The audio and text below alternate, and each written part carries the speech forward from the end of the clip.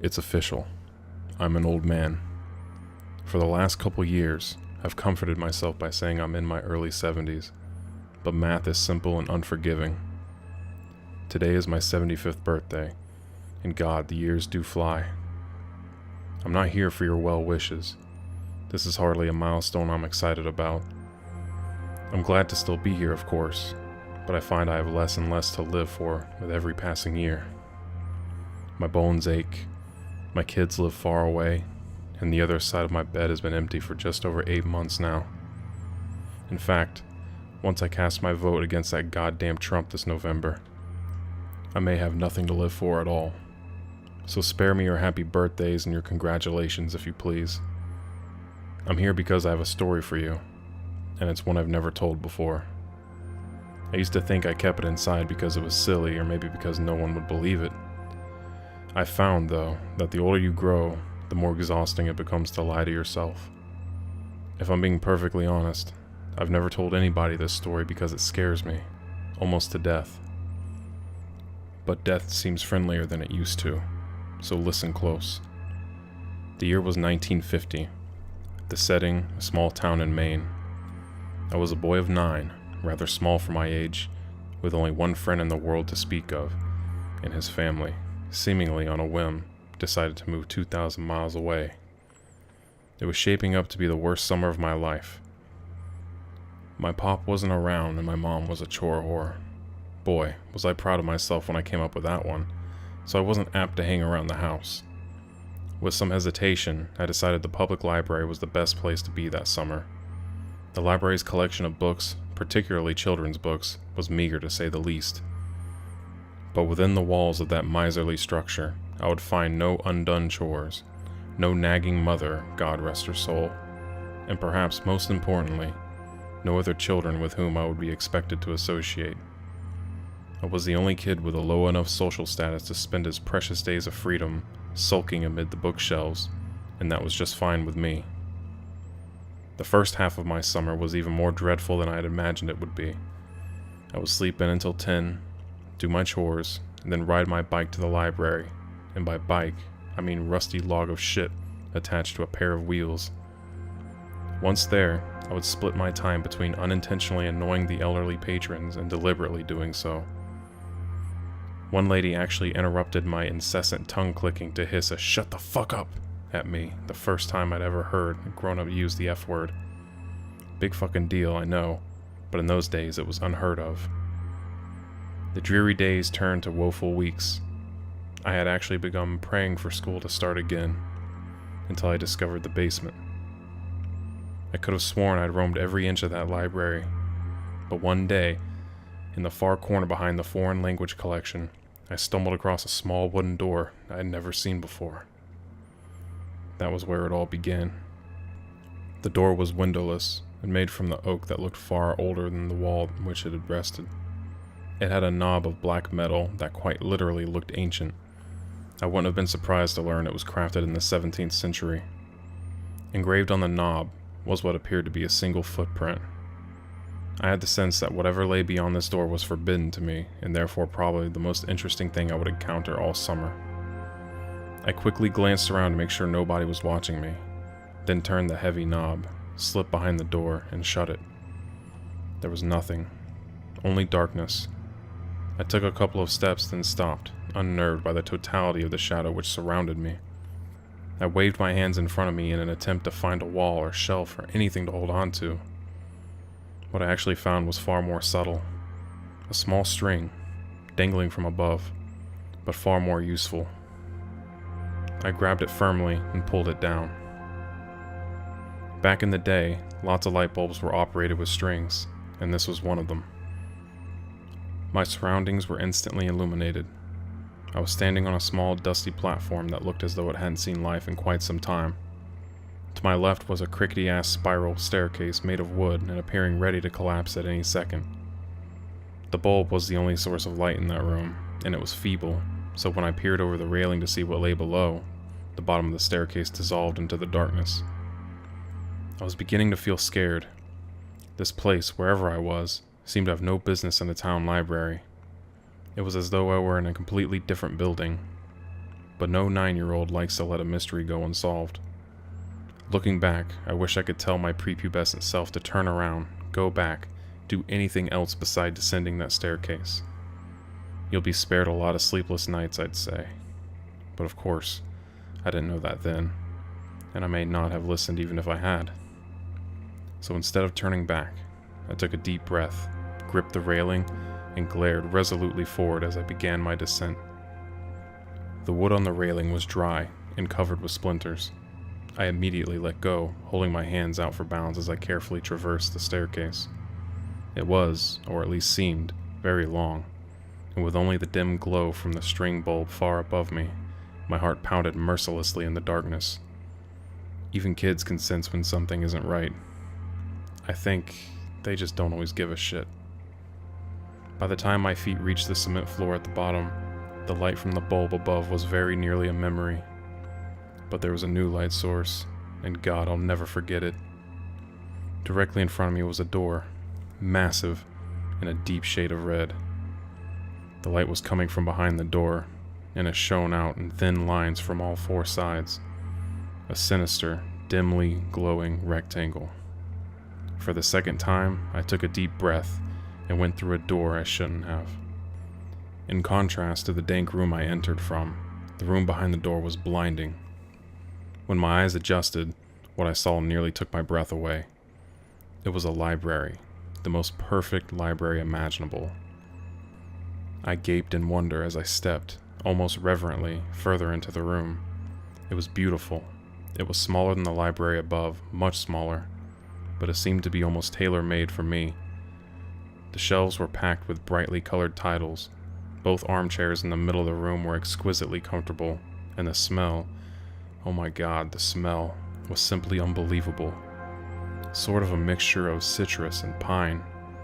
I simply can't do it justice with words, so I'll suffice to say that I've never smelled anything better, not in my 75 years.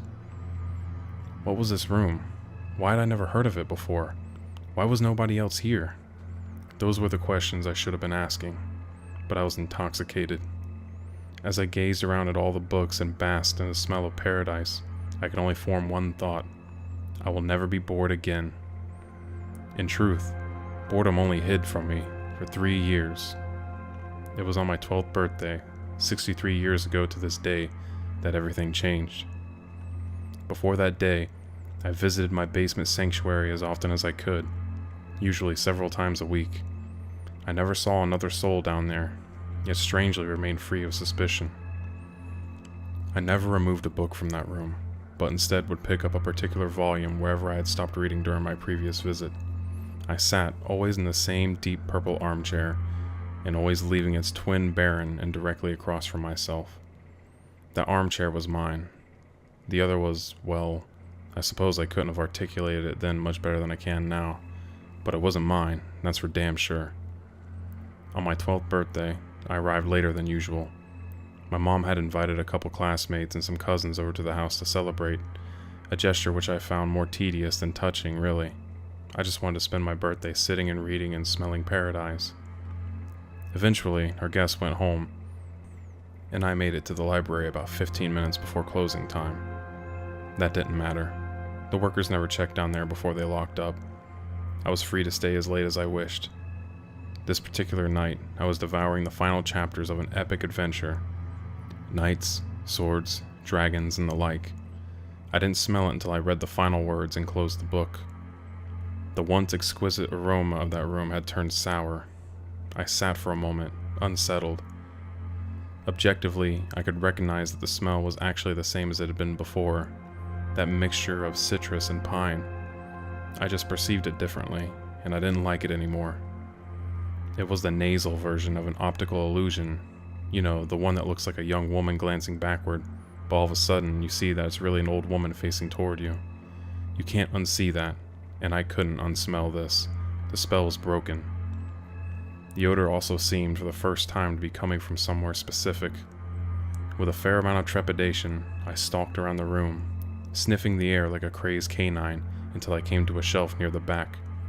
The shelf was perfectly normal, with the exception of one title, a large leather-bound cover of solid faded maroon, with one striking black footprint at the top of the spine. This was the source of the smell. I opened the front cover and saw one sentence scrawled neatly in blood-red ink atop the first page. "Rest your sorrows down, friend, and leave them where they lie." I stared at this sentence, mesmerized, as I began to retreat to my chair. I turned a page, blank. The smell became stronger. Another page, blank, and the smell grew stronger still. I stopped for a moment, suppressed a gag, and continued walking. Then, as I neared the armchairs, I turned one final page, and there, in the same sinister print, was the last thing I expected to see. My own name. I dropped the book. I began to sprint toward the door, but as I shifted my gaze forward, my heart leapt to my throat and I stopped in my tracks. The empty chair, it wasn't empty anymore. An aged man in a suit sat before me, one leg crossed over the other, contemplating me with piercing gray eyes and a light smirk. This was all too much. I fell to my knees and expelled the contents of my stomach onto the carpet. I wiped my mouth, staring at my vomit, when I heard the man let out a chuckle. I stared at him, disbelievingly. "Who are you?" I asked, panic in my voice. The man leapt to his feet, grabbed me gently by the shoulders and helped me to my chair. He sat, once again, in his own. "I fear we got off to a bad start," he said, glancing at the pile of sick on the carpet. "The smell. It does take some getting used to." "Who are you?" I repeated. "Tonight, you will know hardship like you've never known.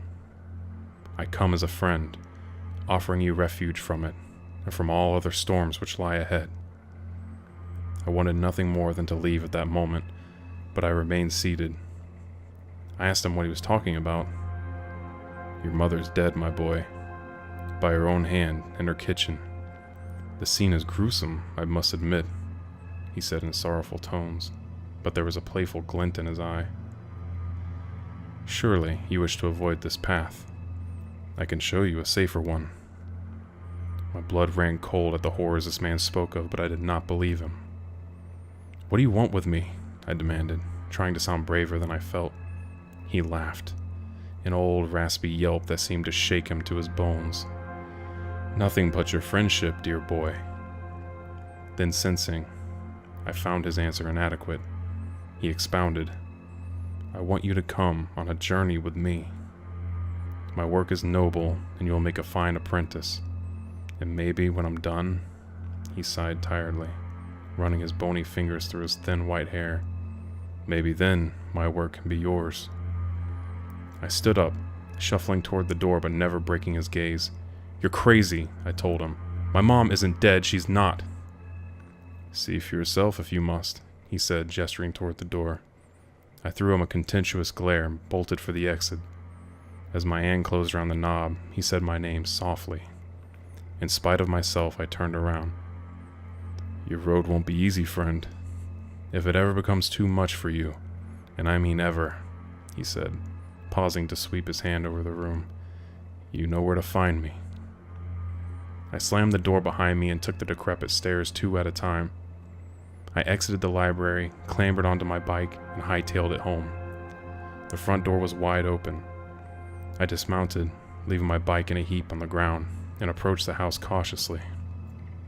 The old man was lying, he must have been. Still, tears began to sting my eyes. Heart pounding, I stepped inside and called for my mother. I heard no answer, so I turned into the kitchen. To this day, I don't know why she did it.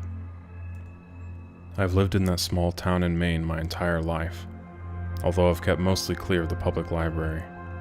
Once, in my late 20s, I summoned the courage to step inside.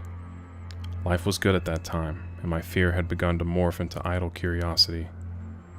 Where the door to my basement sanctuary once stood was only a blank wall. I asked the librarian what had become of the basement, though in my heart I knew the answer. There was no basement, she said.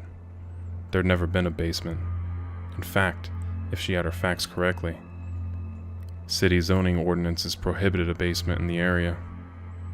I've been haunted by that sickly sweet smell, that poisonous blend of citrus and pine ever since that long ago birthday, When I saw my mother in the kitchen that day, collapsed in a pool of her own blood, I smelled it. When a man claiming to be my father knocked on my college apartment door, begged me for money, and beat me to within an inch of my life when I refused, I smelled it.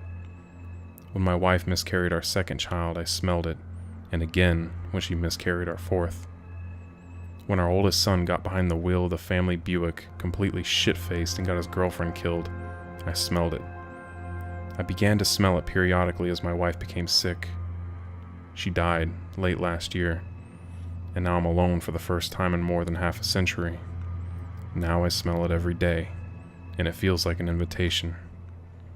A few months ago, I went back to the library, and the small oak door with the ancient handle was there, right where it used to be. My evening walk has brought me past the library every day since, but I haven't gone inside. Maybe tonight I will. I'm frightened to die, yes. Lately, I'm even more frightened to keep living. The old man was right. My road hasn't been easy, and I doubt it'll get any easier. Rest your sorrows down, friend, and leave them where they lie. He promised relief, a refuge, he said. Was he right about that too? There's only one way to find out. After all, I still know where to find him.